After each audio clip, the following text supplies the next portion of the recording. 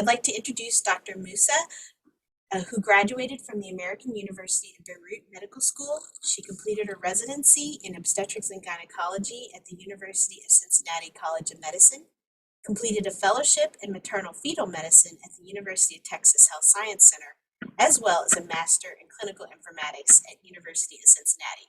So she's one sharp person. Her research interest, as well as passion, is applying innovative and equitable healthcare delivery methods to optimize maternal and fetal outcomes.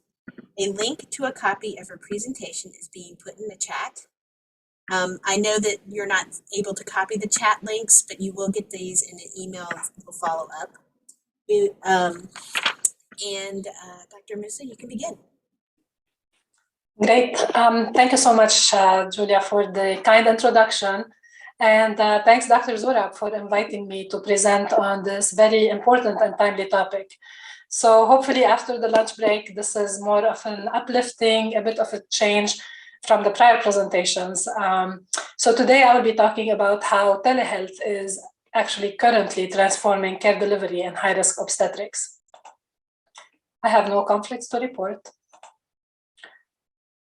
Regarding telehealth and telemedicine, I'm sure those terms are not foreign to anyone in the audience today. And a lot of the acceleration and the expansion of telehealth use is credited to the COVID pandemic in a way. We know telehealth and telemedicine have been present for a very long time. However, they were restricted previously to use in rural areas to expand medical services and had a lot of restrictions attached to them. The COVID pandemic, since its beginning, and as we see in this graph, in a very short time after the first community spread of COVID-19, and really within less than 10 days, major policy changes were done in the US to expand telehealth use. The first one was CMS expanding the waivers to take away restrictions on telehealth use in situations other than in rural settings. And then the CARES Act was enacted within a month after the pandemic started, and that also had expanded the use of telehealth. So here we can see a sharp rise, almost a logarithmic rise in the number of telemedicine services that were done directly after the pandemic.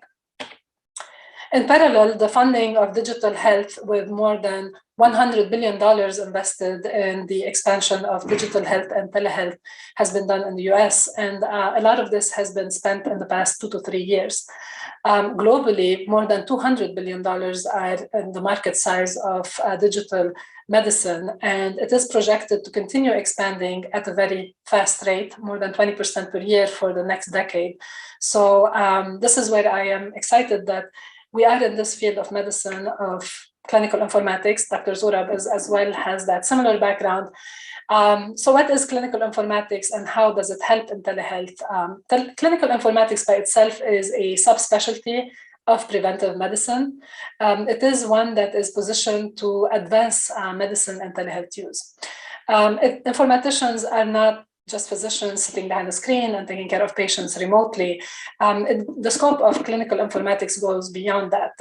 The American Medical Informatics Association defines clinical informatics as the intersection between information science and with big data growing, that is one major element of it, computer science and the advances in technology in general are also driving some of those advances in telehealth, and then healthcare by itself. So that's why clinical informatics, I think, will play a huge role in transforming healthcare delivery in the years to come. Physicians who practice clinical informatics work basically with other specialists to, with other healthcare information technology professionals to promote patient care that is safe, efficient, effective, patient-centered, as well as equitable. Clinical informatics does really have the potential to transform healthcare, and that is by improving patients' outcomes, reducing costs, as well as increasing efficiency. And as I mentioned previously, we are driven into that actually by the technological advances that we are witnessing. For telehealth, telehealth by itself is a subset of the discipline of clinical informatics. It goes a bit beyond what the standard definition of telemedicine is. So the way we would think about telehealth and telemedicine, that one is encompassed really within the other. And the way they are practiced are either in a synchronous fashion or an asynchronous fashion. For synchronous telehealth, it is usually a live remote exchange of patient information through direct real-time interaction between a physician as well as a patient. Asynchronous is really the only big difference is that it's not real-time.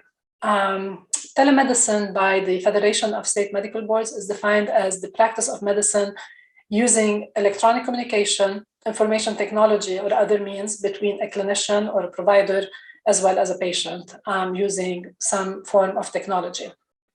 So it follows the standard practice of medicine, however, through a screen. Telehealth otherwise goes beyond that, and every day we discover different applications of how telehealth can be beneficial within medical delivery. Over here, I do list a few of them that I see in clinical practice. Some of them are related to e-consults, whereby it is an asynchronous consultation that actually can be done between clinician to clinician instead of a clinician to patient. Telephone visits, which are synchronous patient direct communication, remote patient monitoring and remote therapeutic monitoring.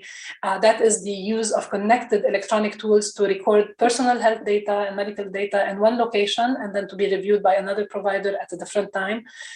For remote patient monitoring, it's mostly similar to CGMs, and then some monitors that basically the data is transmitted to the provider to interpret without the patient actively managing that, while remote therapeutic monitoring has more of that subjective component of the patient reporting compliance with therapy or other measures that are actively entered by the patient into their record.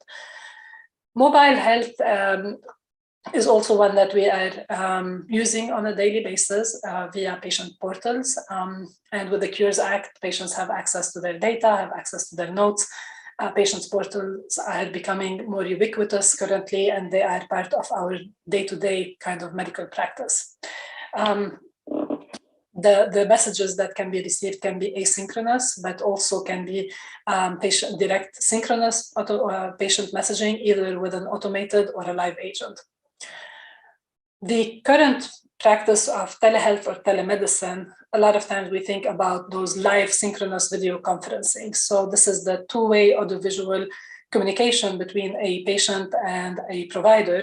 And that can be through a link or through a device that is present from an originating site, like an iPad or a video device that will allow that communication between a provider and a remote site and a patient. Here at our institution, every time we arrange for a video visit, we think about, is this the right way to manage that patient? And is that the best type of visit for that patient to have? So from video visits, I do have in that slide the 5 rights. So a lot of times we think about the 5 rights of medication administration, but from a telehealth approach, the 5 rights for a video visit would be that first, is this the right patient for this type of visit? So we always ask ourselves, can this patient use the technology? Do they even have a patient portal that they can access and then can have that video visit? Should they have it done at an originating site that is the hospital, or should they have it done at an originating site that is home? Concerning the right technology, does the patient have a PC, a smartphone, a tablet? Is there like an internet connection even at their home that they can use and it can be trusted to continue a full visit? Is there a family member who's willing to assist? And ageism in medicine is also another element, and I know Dr. Zorab has published on that as well, whereby women or patients who are older may not be able to perform actually and do the tasks that are needed to complete the video visit, although they have all the basics to do one because of older age. The right reason for a visit, is this person really the most adequate to have a video visit, or should they have an exam in person? Is it the right timing? So should they do a video visit to start with and then follow with televisits? Prior to the public health emergency expansion of telehealth, In most states that use telehealth, it used to be a requirement that you have to come in person for that first visit and then subsequently follow up with more televisits at certain intervals. For behavioral health, it used to be limited that they have to come in every 6 months to have an in-person visit.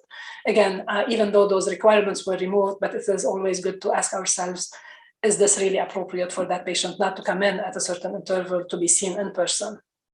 And then the last, is this the right place? And mainly that is related to some of the CMS requirements governing licensing and where a provider can practice telehealth. So the patient has to be at the same state where the provider is licensed. So the provider does not have to be within the same state where the patient is located, but has to be licensed within that state where the patient is. And next, I'll move to some of the diverse use cases of how telehealth can be applied in the medical practice. So this goes beyond OB-GYN delivery and delivery of MFM services. A lot of what we do falls under condition management. However, low acuity care, including virtual primary care, is expanding currently. Emergency care services virtually and virtual urgent cares are expanding as well. The use cases can go into acute ICU care. Everything that we can do in person really does have an application that can be done virtually. Other services that we have not done previously can also be done virtually. So part of the post-acute and continued care is those services that are of urgent need. However, we did not have the personnel, did not have the capacities to expand home visits to allow some of those services that now can be done remotely.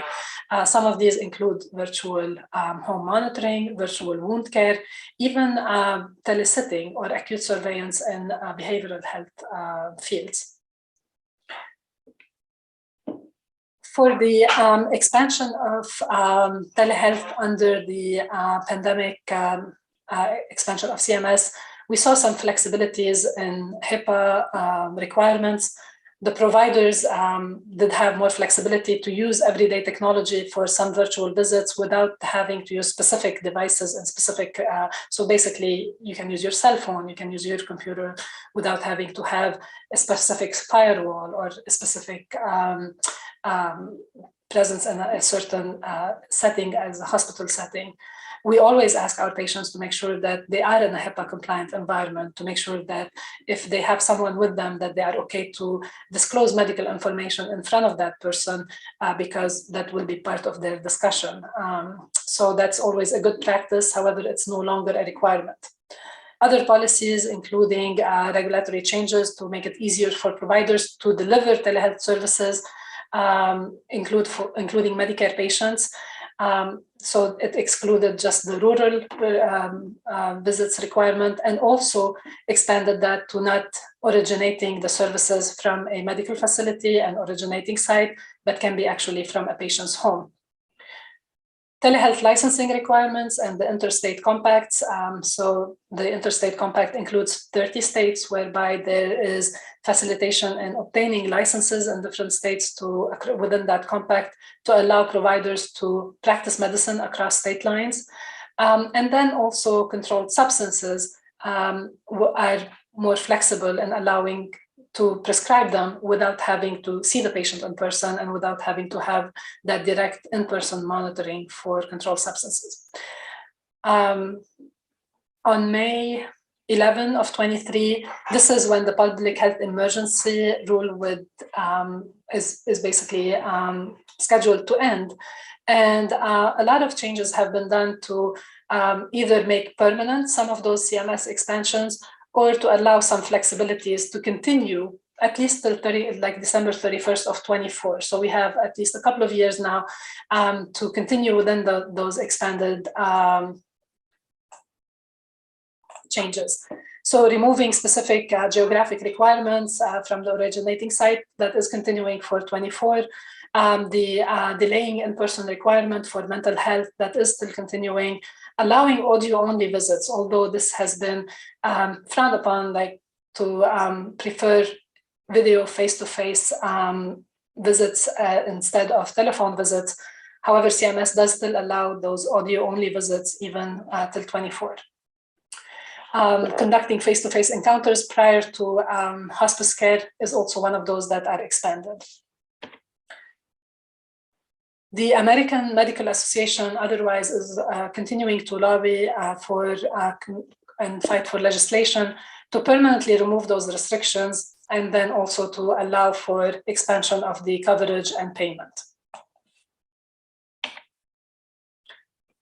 Within our obstetric world, ACOG, or the American College of Obstetrics and Gynecology, also has been an early adopter. This publication was very early on after the pandemic expanded in the world, even prior to its full definition in the US. Through this committee opinion, they delineated the telehealth applications that OB-GYNs can apply within their day-to-day practice. It does follow the same applications that were previously listed. So the live, two-way, or real-time synchronous audio and video visits were described. The store and forward, so the asynchronous part of visits, also described. Remote patient monitoring as well as mobile health were also defined. And in that task force opinion, they released how important these would be for specific cases in obstetric conditions, including diabetes and pregnancy, hypertension, which we will touch on in this presentation as well.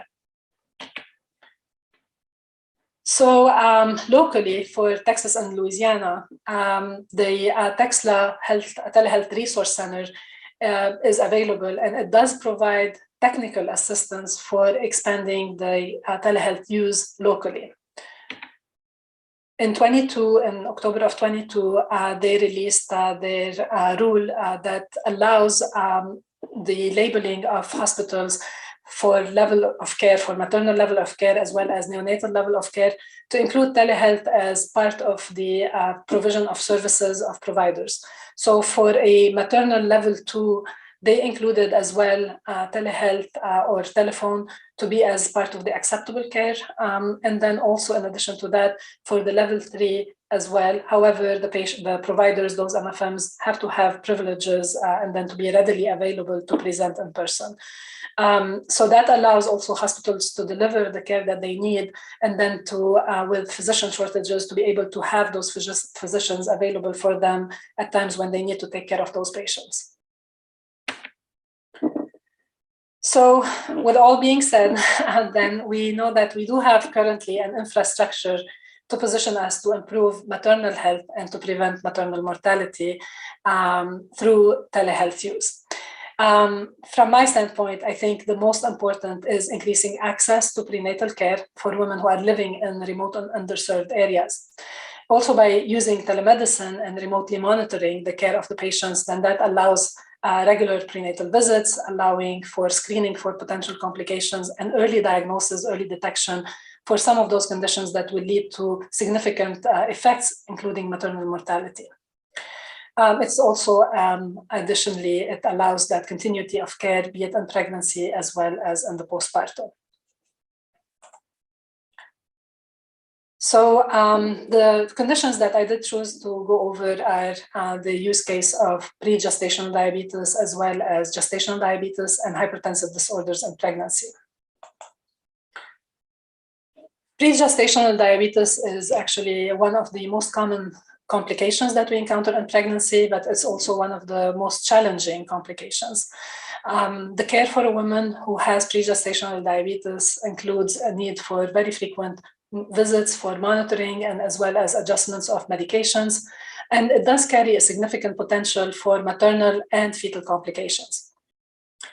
Pre-gestational diabetes is observed in 1 to 2% of pregnancies. And for our providers who are on the call today, I know that we feel it's definitely more than that. We see it so frequently. In an MFM environment, we are biased because we see more of those high-risk pregnancies, but it is on the rise, and definitely we identify more diabetics currently, and we do see more and more of pregnant women who have major complications related to their diabetes prior to becoming pregnant. With delaying childbearing, also women are encountering those medical complications that are chronic diseases even prior to being pregnant. So how to make the diagnosis? By ACOG, the definition is to either have that diagnosis prior to pregnancy or even having an elevated hemoglobin A1C of 6.5% or greater in the first trimester is by itself diagnostic of pregestational diabetes. The management of it, again, focuses on optimal optimization of glucose control, which is usually achieved by very close monitoring and then multidisciplinary approach. Usually that is between a nutritionist, a care coordinator who is in the MFM practice or obstetric practice, a recommendation for exercise, healthy lifestyle, as well as medical therapy. In pregnancy, those women will need to be seen very frequently. They need to be in follow-up for their blood sugar levels, usually at least every 1 to 2 weeks in the first couple of trimesters, but then in the late second to third trimester, they should be seen at least weekly. For a lot of our pregestational diabetics, especially if they are type 1, they have insulin pumps, they have very complex management protocols, whereby close monitoring weekly can be done, and sometimes even on a daily basis, they might need to have adjustments and then have to have close monitoring to avoid having DKA or complications that will end up having them be in the hospital. Their pregnancies also have been associated with exacerbations of their diabetes-related complications. So in a way, in those women, the poorly controlled pregestational diabetes can lead to serious end organ damage, but also can become life-threatening. But then in turn, that pre-existing diabetes-related end organ disease may have by itself some deleterious effects on their obstetric outcomes. Gestational diabetes, on the other hand, is less complex, but it is more common. So in 2009, 7% of pregnancies were complicated by any type of diabetes, but 86% of all these cases were gestational. With the rise in BMIs and obesity, as well as sedentary lifestyle, the prevalence of GDM among reproductive age women has been increasing globally. So that same kind of multidisciplinary approach is also recommended for moms who have GDM that is not controlled during pregnancy. And a lot of times they will need that close monitoring, especially if they are on insulin or medical management. So they will need those weekly visits or every 2-week visits. Sometimes we can space them out to every 4 weeks if they are well controlled, but a lot of those patients are fighting the normal changes in pregnancy and physiologic changes with placentation, driving insulin resistance and driving further need for medical management. Women with GDM also are at increased risk of developing diabetes later in life. 70% of women actually with GDM will develop diabetes within about 22 to 28 years after pregnancy. And in certain populations, depending on their race, ethnicity, and obesity, they are even at higher risk of developing that much earlier in their life. So in Latin American women, 60% with GDM will develop type 2 diabetes within 5 years of their index pregnancy. There is so far evidence that telehealth and connected devices have been shown to be beneficial in the management of pregestational and moms who have gestational diabetes in pregnancy. Excellent RCTs, systematic reviews, and feasibility trials have been done, and they have shown that basically web-based applications as well as text messages to allow very close control as well as self-monitoring of glucose levels have been shown to be beneficial and then also have been superior to the conventional office visits. And then it has been suggested that it can improve connection with healthcare providers, coordination of care for those patients, and close follow-up. Moving on to another use case and another medical complication that is also very prevalent in pregnancy is the one of hypertensive disorders. And when we mention hypertensive disorders, that can encompass chronic hypertension that is pre-gestational, but also can include patients who have been diagnosed with a hypertensive disorder in pregnancy. By definition, if that disorder was diagnosed in the first 20 weeks of gestation, the most likely it is a chronic hypertensive disorder that is ongoing. But if it was diagnosed beyond 20 weeks, then gestational hypertension or preeclampsia would be the main diagnoses that can be complicating pregnancy. So For maternal mortality specifically, in the past, hypertension and preeclampsia used to be of the leading causes of maternal mortality in general. Now, cardiovascular disease, be it acquired or congenital, are leading, but preeclampsia is still among the top 5 for maternal mortality. Similar to pre-gestational diabetes, the prevalence is in about 1 to 2% in the population. Again, we do feel that it is more prevalent than that, be it the bias or be it that this is historic numbers, that there is a fast acceleration of the chronic hypertension in general. We know that the criteria for diagnosis of chronic hypertension also have changed. So we will see a higher percent of women who are really diagnosed with hypertension coming into a pregnancy. And what's also alarming is that between 2000 and 2009, so in less than a decade, there has been a significant increase. And at that time, it was prior to even changing the definition, of about 67% of women who were diagnosed with a hypertensive disorder. And then the largest increase, 87%, was among African American women. So it definitely is significant, and it definitely is on the rise. For maternal mortality and the risk of cerebrovascular accidents, pulmonary edema, or renal failure, it is about 6-fold higher than in normotensive pregnant women. The perinatal mortality rate that's reported from maternal chronic hypertension is about 2 to 4 times higher than that of the general population. So still very significant, although not the leading cause of mortality, but a pretty significant cause. In pregnancy, when women have preeclampsia or gestational hypertension, we look for severe features to determine also management plans. And once a woman has severe features, then hospitalization usually is the mainstay of treatment.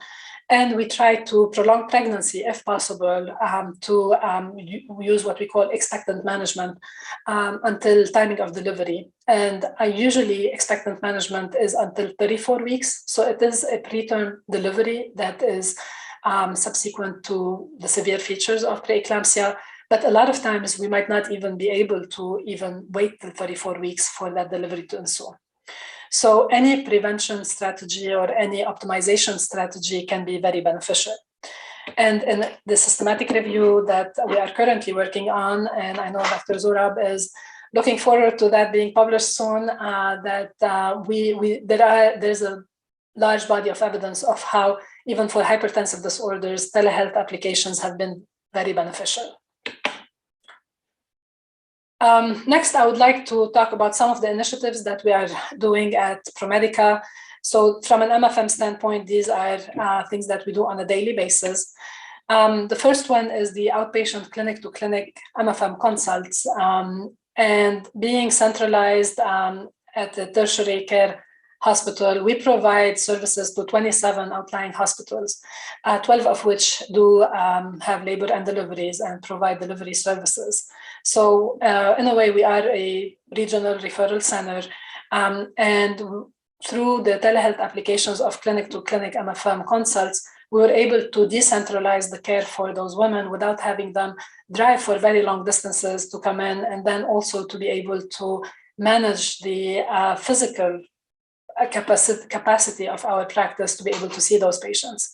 So there is a huge satisfaction by obtaining quality ultrasound at their OB sites performed by MFM sonographers, however, read remotely, and then perform virtual consultations with those patients close to their families and then close to their primary providers. Other services that we provide are the inpatient teleconsults, and those are reserved to select use cases whereby an immediate need for a consultation is there. And since we do not take inpatient in-house call, a lot of times that gets delayed till the next morning if the patient is not urgently needing to be seen, however, still in a timely fashion. So the virtual inpatient clinic, the virtual inpatient consultation has allowed to be able to deliver those services without delaying the care for the patient. And it did also allow the multidisciplinary coordination of that care. Remote patient monitoring is another one that we do on a daily basis, be it via RPM or RTM. And a lot of this is for our chronic hypertensive patients as well as diabetic patients. For centering pregnancy and through the high-risk clinic, we do take care of patients who are benefit from the centering program, but currently those patients are equipped with devices at home whereby they are getting continued data that is transmitted to the centering team and thus have very close monitoring of their conditions.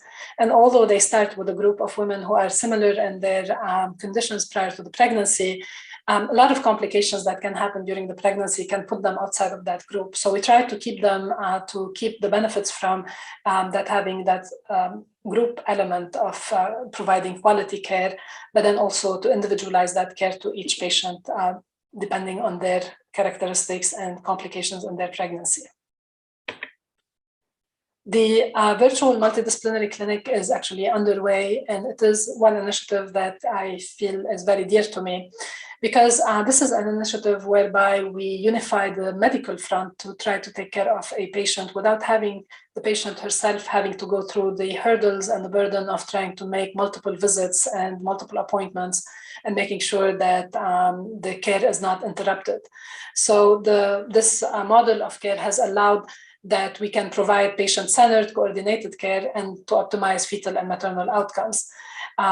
It does encompass a lot of medical complications that affect mom, but also fetal complications, and that to allow adequate counseling for the patient prior to the pregnancy and to plan for timing of delivery and further follow-up beyond delivery.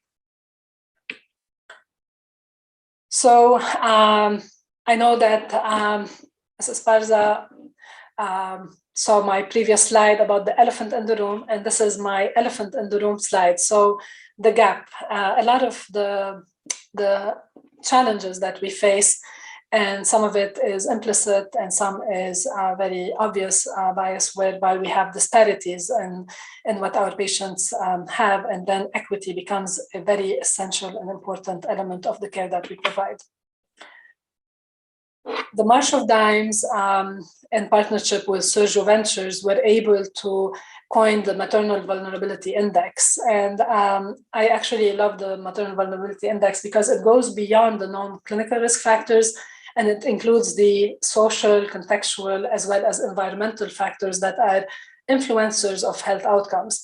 And then they give a scoring. So that scoring system helps to visually see on a map where you live and how is the disparity in the care that is provided and how moms are vulnerable within those areas. So for Louisiana specifically, and I'm happy that we were able to share the slide from March of Dimes, it is pretty impressive how mothers are vulnerable in all of Louisiana, almost. So the dark purple, that MBI of 80 to 100 is present in, I would say, more than 90% of the map. So this is pretty important to see, because despite all the care that we can provide, unless we address that in an equitable fashion and we are aware of the limitations that we have, then it's very hard to deliver the care needed.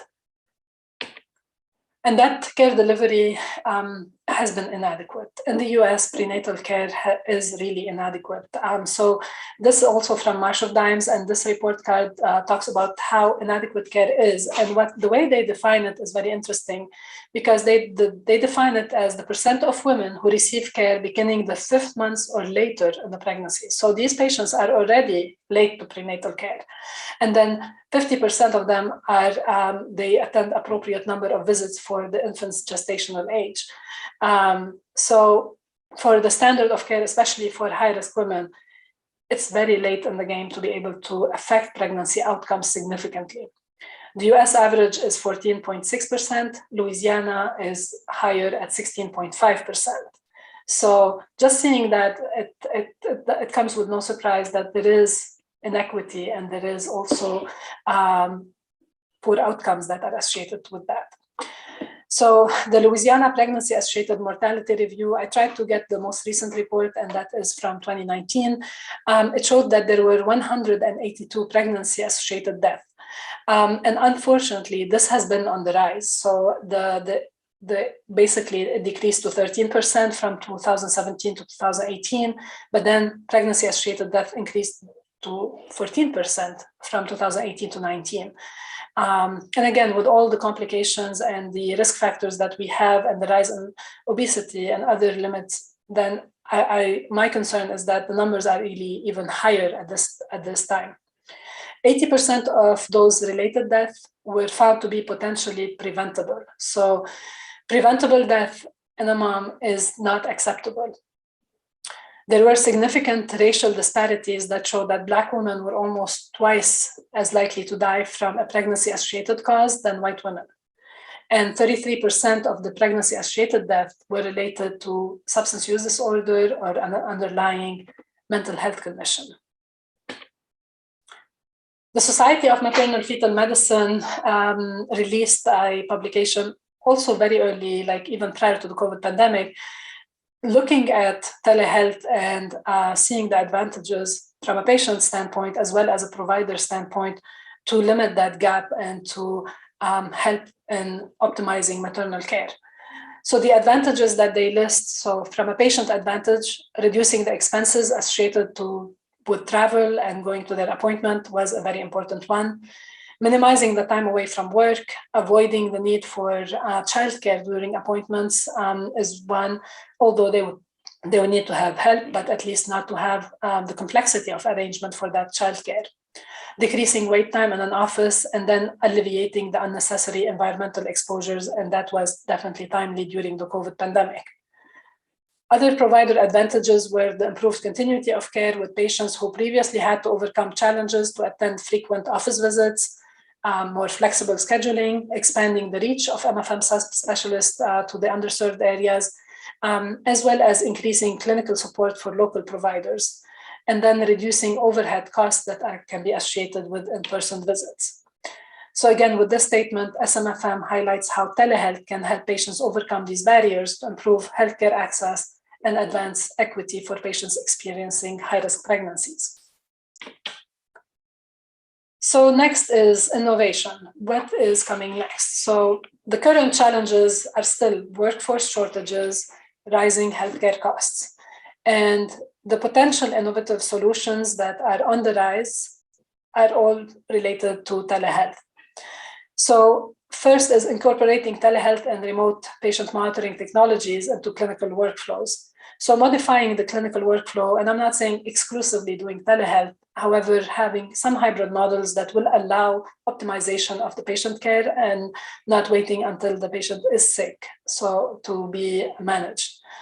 The second is using clinical decision support tools. And as providers, we are all tired of alerts that come up and we have to address them. And the EMR has been contributing to physician burnout as well as provider burnout. This year at the Society of Maternal Fetal Medicine meeting, it was the first time that they presented CDSs or clinical decision support tools as part of management of patients in pregnancy. One was related to baby aspirin use for prevention of preeclampsia, and another one was related to reducing readmissions for hypertensive disorders postpartum. So I think we will see further innovation, and I think in trying to design CDSs in a way that is compliant with the physician workflow or the provider workflow will allow these not to increase fatigue, but also to optimize patient care.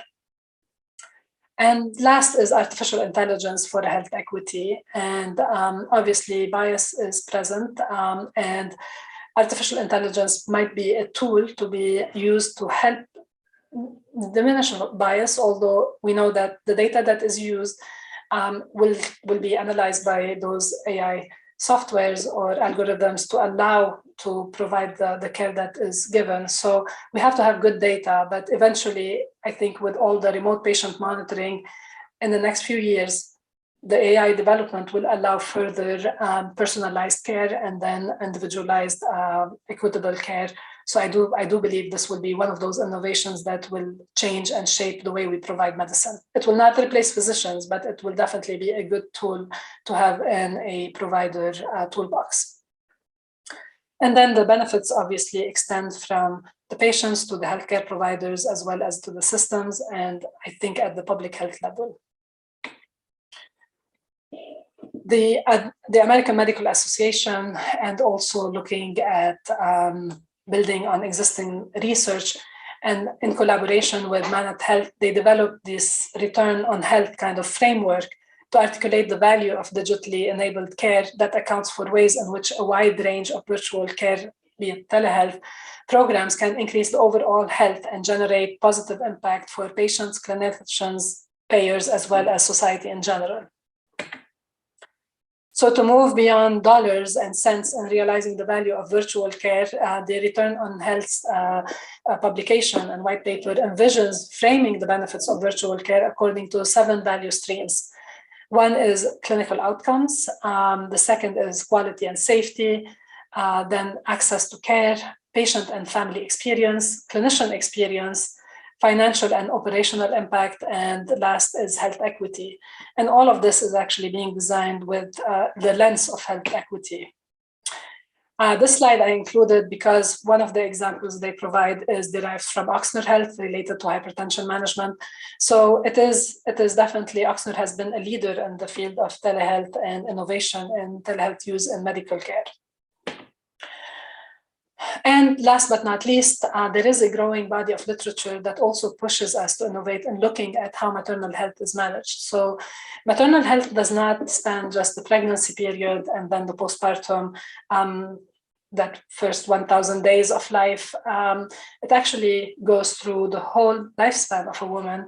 And we know now from a growing body of the literature that preeclampsia, other hypertensive disorders, as well as diabetes and pregnancy have been associated with cardiovascular disease later in life. So there's the concept of future maternal programming and the origin of conditions that can arise within pregnancy.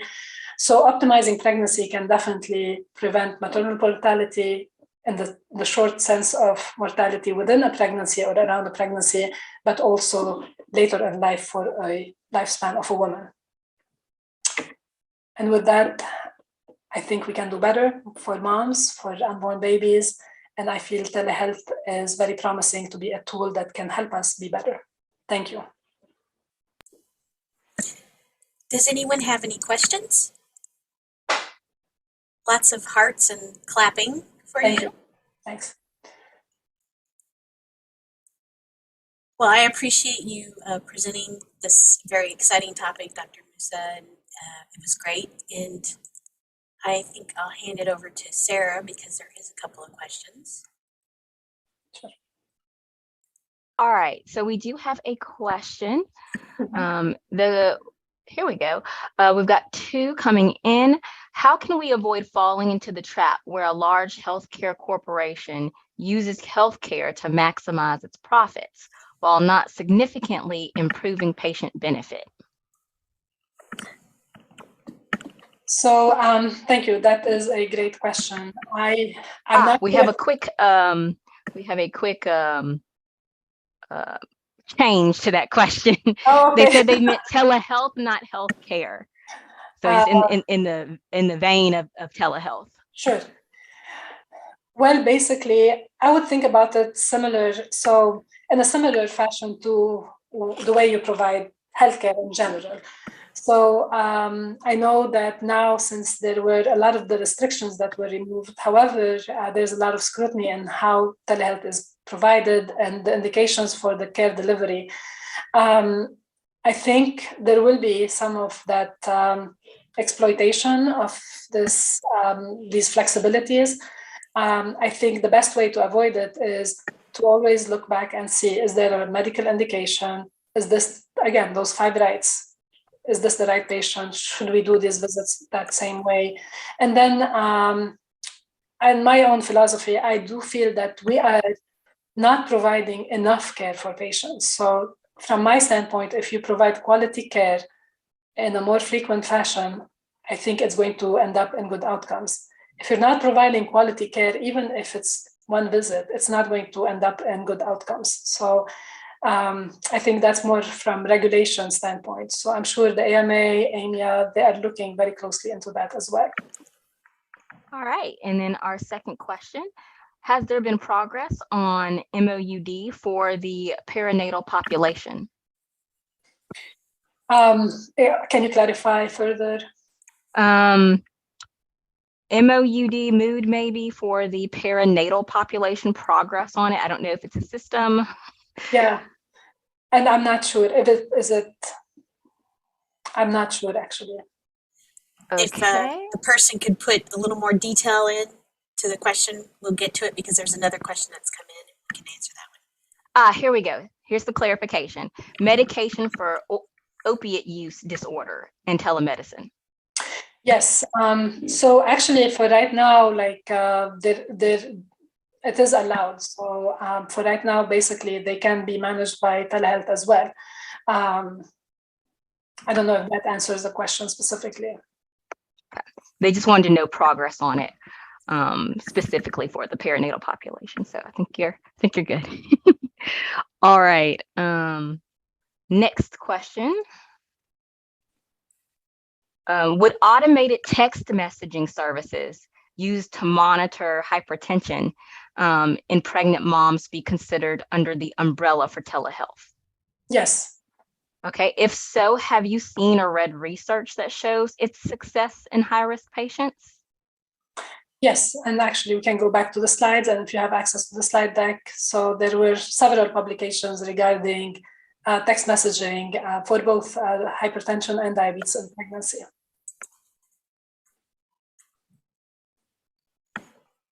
Okay. All right. Sorry, I'm laughing at the question that just came up. Yes. So, you know, my chart, the question is like my chart messaging has become sort of a time suck for primary care physicians. How would you, I guess, suggest addressing, I guess, too much messaging that maybe the physicians don't, you know?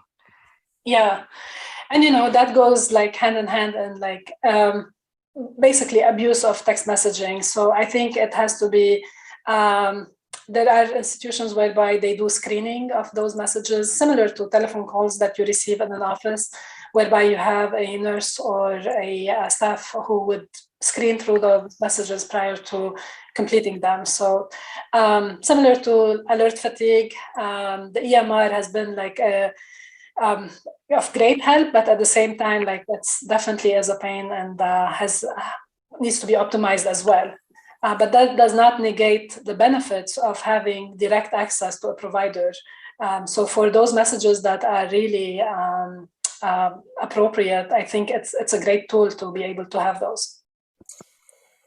We do have one question from one of our speakers. Any tips for time management when balancing virtual and in-person visits? I sometimes inadvertently miss my telemedicine visits because I'm in the middle of seeing another patient.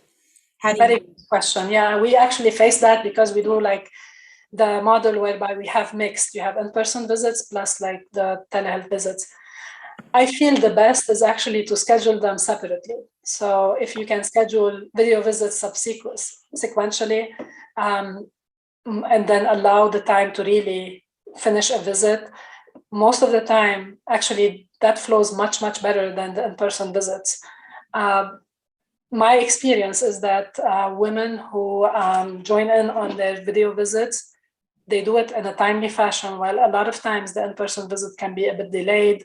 We do have ultrasounds as well that are being done. So sometimes it's like another factor where a sonographer is late, and then all of a sudden you have a video visit that's coming on at the same time as the other patient is ready.